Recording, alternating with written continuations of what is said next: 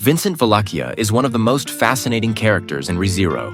While some characters have special chapters named after them, Vincent does not. Instead, he has something far greater, an entire arc spanning nearly 200 episodes bearing his name. His presence is so overwhelming that the main protagonist, Natsuki Subaru, admits that he must fight the urge to kneel before Vincent whenever they meet.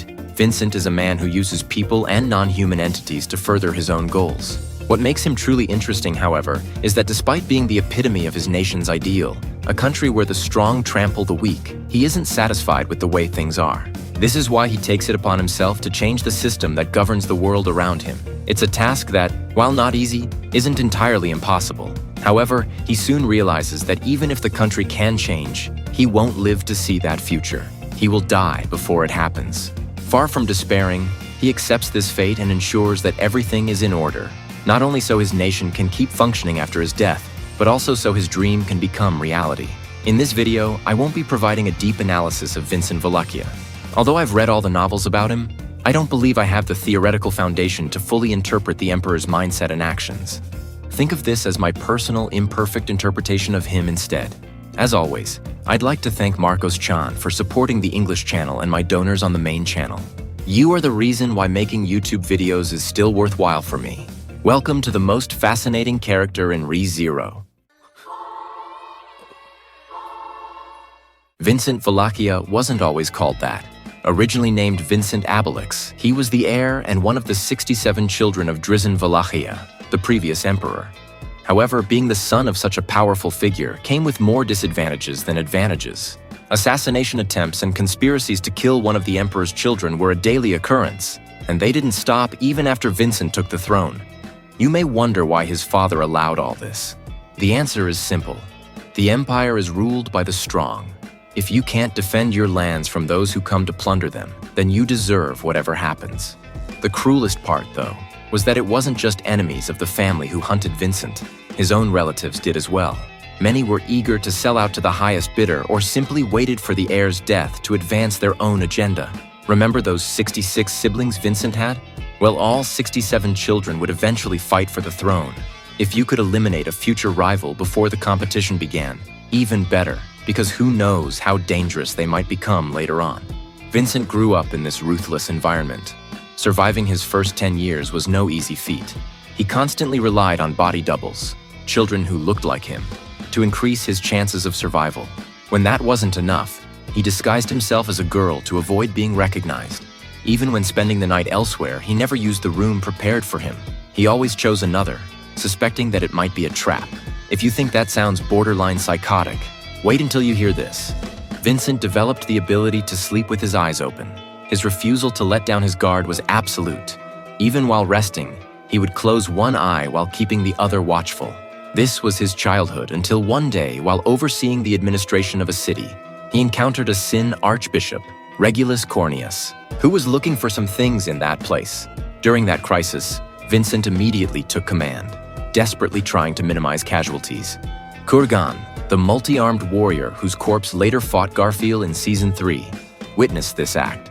Inspired by the boy's resolve, Kurgan decided to fight again, buying time for Vincent and his men to retreat and later reclaim the city. Ironically, Kurgan said he did this because Vincent's eyes reminded him of his adopted son, Stride, who was the Archbishop of Pride. He sensed a similarity between the two somehow.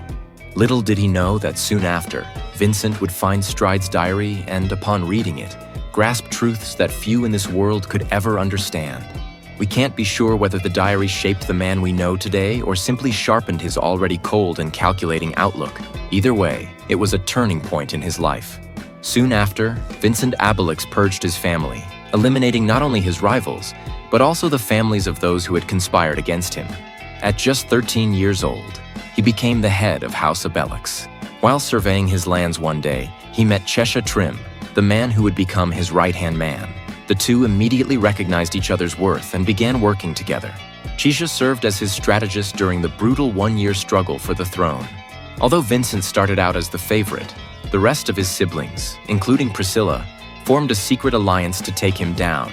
Vincent was not just one step ahead, he was 10 steps ahead. He fortified himself within Muspel, the great spirit of the nation, creating an impenetrable stronghold. While the enemy armies wondered why their attacks were failing, Vincent sent the strongest man in the kingdom to destroy them. Meanwhile, he had struck secret deals with some of the siblings who wanted his head, including Priscilla herself. The tables turned swiftly in his favor. Throughout this time, Chisha remained at his side. However, he later admitted that the most difficult request Vincent ever made was to get a poison strong enough to temporarily kill one of his younger sisters. Upon finally seizing the throne, Vincent ushered in a prosperous reign unlike anything seen before. His rule stabilized the empire and drastically reduced the number of uprisings against the throne. Uprisings still occurred, of course, but Vincent crushed them mercilessly with both his army and his divine generals. Vincent reinstated these generals, who had been disbanded in the past for their tendency to rebel.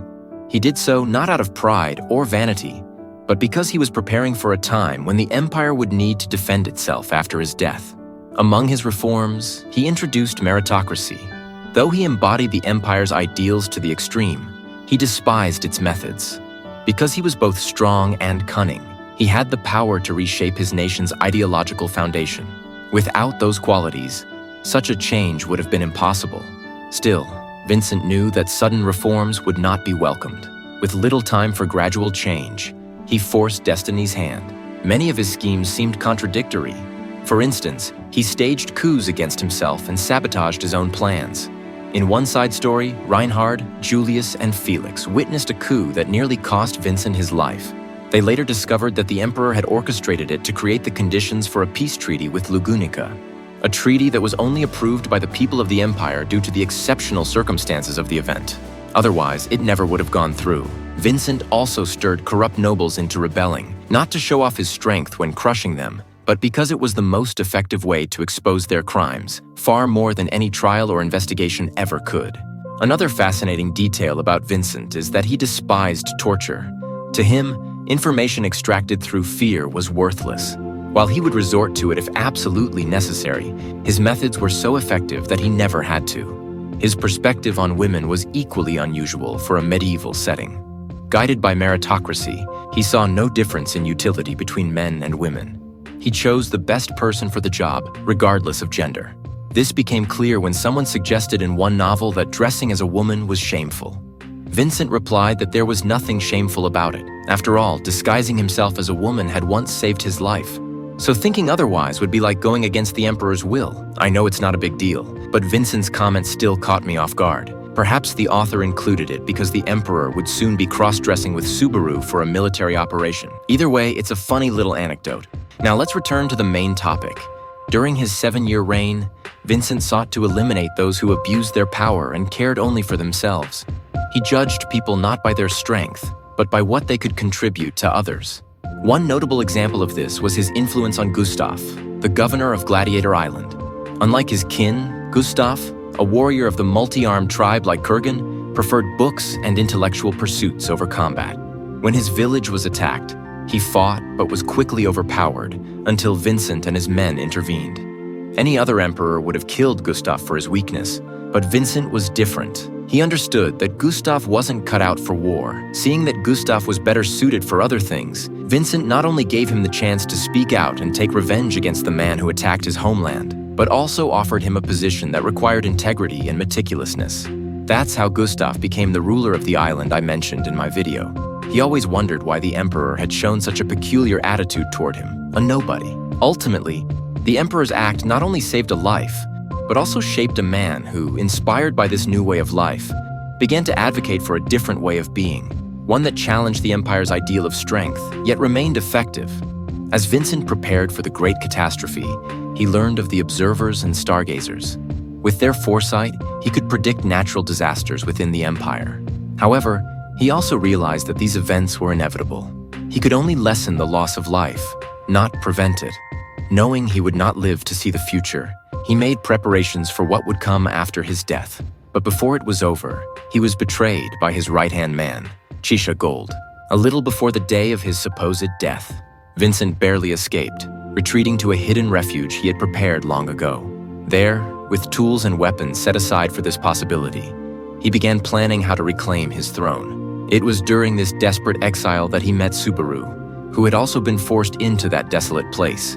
After confirming his identity, Vincent wasted no time making use of the protagonist's power for his plans. This is only a brief summary of Vincent's story up to the start of the Vollachia arc. I'd love to cover every detail of the war, but it's simply too vast. However, I can tell you how Vincent's experiences in this arc changed him and how his relationships with Subaru, Priscilla, and Chisha Gold shaped the Emperor we see in this part of the story.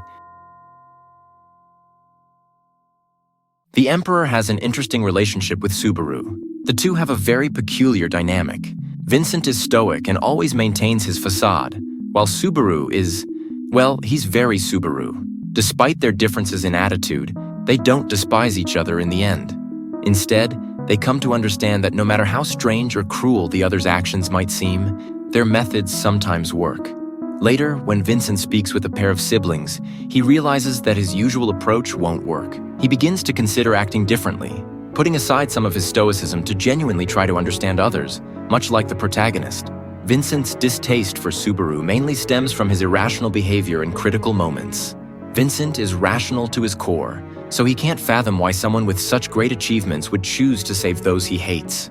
Furthermore, because Vincent knows about the observers, he believes Subaru is one of these beings, which makes him distrust Subaru even more. To make matters worse, Vincent didn't make it easy for Subaru to work with him. When they first met, Vincent was fleeing the Imperial Army. He used Subaru as bait because his black hair made him the perfect decoy to confuse the pursuers. Later, after that was over, Vincent tricked Subaru into becoming an enemy of Chisha's army. This left Subaru with no choice but to fight at Vincent's side if he wanted to survive in the Empire. But here's where it gets interesting. Vincent isn't usually this ruthless. With Subaru, however, he went further than usual. Why?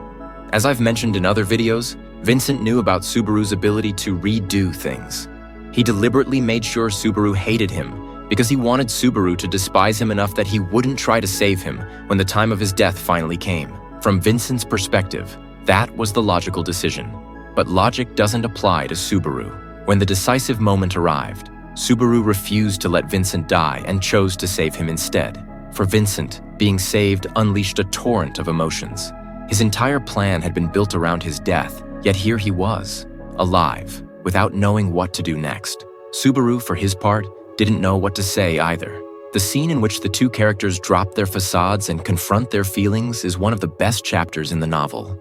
In it, we see for the first time what Vincent truly felt toward Subaru and his thoughts about his inevitable death. We also see the emotions he held for the man who had seemingly betrayed him, Chisha Gold. We'll discuss that in a moment. One detail makes this scene even more powerful. At one point in their journey, Subaru realizes that he has never seen Vincent sleep, or even blink. Vincent explains that closing his eyes would mean opening himself to an enemy's blade. Despite all the victories Subaru won for him, Vincent refused to lower his guard, never sleeping in front of his allies. After Chisha's death, however, when Subaru and Vincent sit down to talk, we see the Emperor on the verge of breaking under the weight of betrayal. He was so fragile at that moment that everyone expected him, for the first time, to simply close his eyes. Instead, out of sheer desperation, he did something even more extreme. For the first time in his life, Vincent cried. Not only did he shut his eyes, he also covered them completely with his hands. Weeping, he revealed his vulnerability to the very man he was supposed to despise. But why did Vincent cry for Chisha Gold, the traitor? Wasn't Chisha the one who betrayed him at the worst possible moment? That's another interesting question altogether.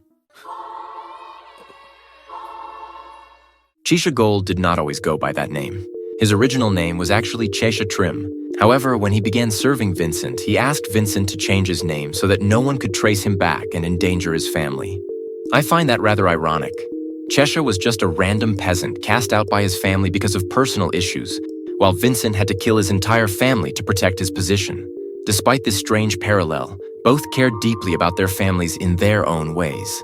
Vincent himself revealed this when he admitted that although Priscilla was his dearest sister, that didn't mean he lacked affection for his other relatives.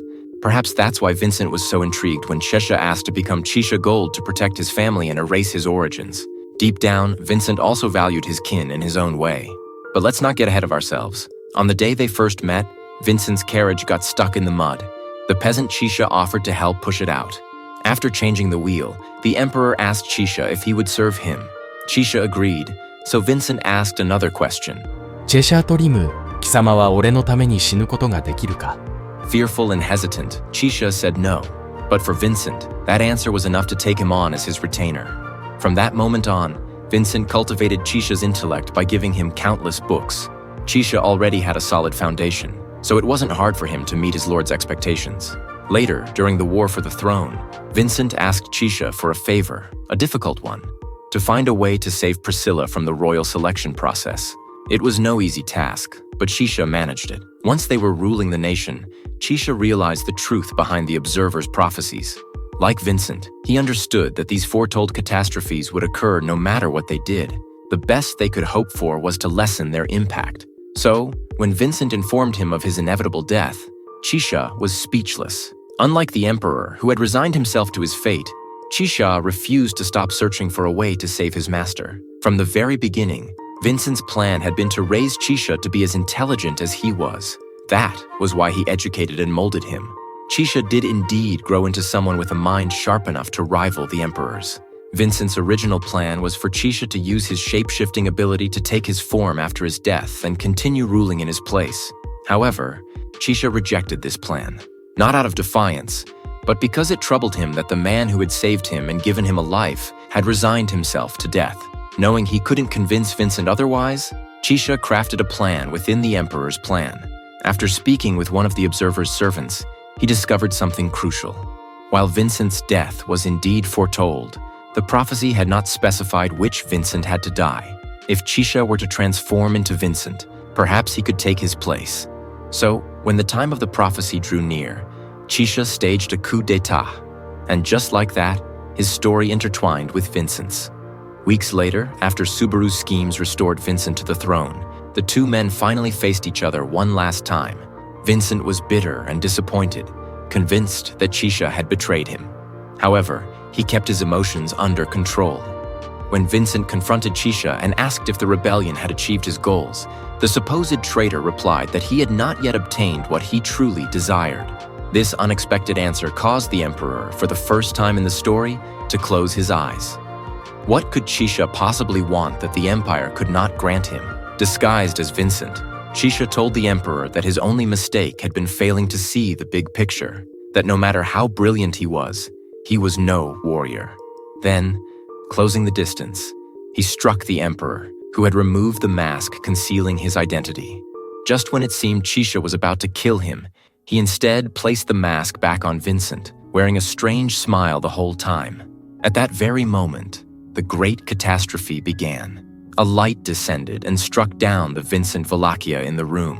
However, it killed the Vincent without the mask, the one who was not the true emperor. The prophecy had been fulfilled, but in an unexpected way. Chisha Gold had made sure that the Vincent Vollachia who died was not the one destined to fall. When I read this in the novel, I immediately ranked Chisha Gold among my favorite characters. The chapter in which this happens is named after him and is one of the longest in the series. Still, I savored every word. It perfectly captures the evolution of the relationship between servant and master. But the most interesting part doesn't end there. Vincent was in shock. The man he thought had betrayed him was actually the most loyal, sacrificing his life for Vincent despite having said he wouldn't.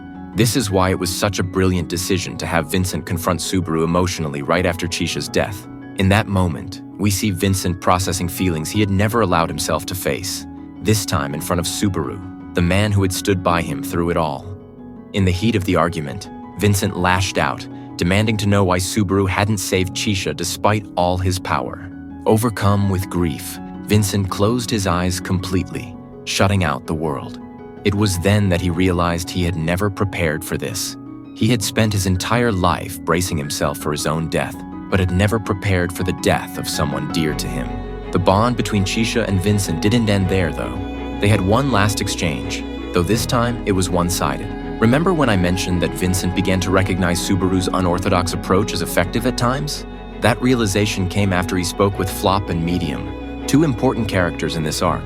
Flop carried a message that Chisha had left for the Emperor. In fact, Chisha had left 3 messages. The first revealed the location of the strongest man in the Empire, someone who could turn the tide of battle. The second message revealed where Vincent could find a weapon to aid in the war. Though the third was the least practical, it ended up being the most important. Do you remember how they first met? When Chisha helped get Vincent's carriage wheel unstuck in a remote village, his third and final message read as follows. 閣下、東方の車輪を抜くお撤退、ここまでにございますな。Yet Vincent's losses didn't end there. What I've told you so far only covers the first half of the Empire arc. There was still another half of the story ahead, and he would have to endure one more death. I know it's strange, and it always will be, for an anime viewer to suddenly find out that Priscilla has a brother. But honestly, her background hinted at it because she's from Vollachia, not Lugunica. However, let's not delve too deeply into the lore, as it can be confusing for the casual viewer. Believe it or not, we had information about Priscilla's brother around the time of Season 3. Not in the anime, of course.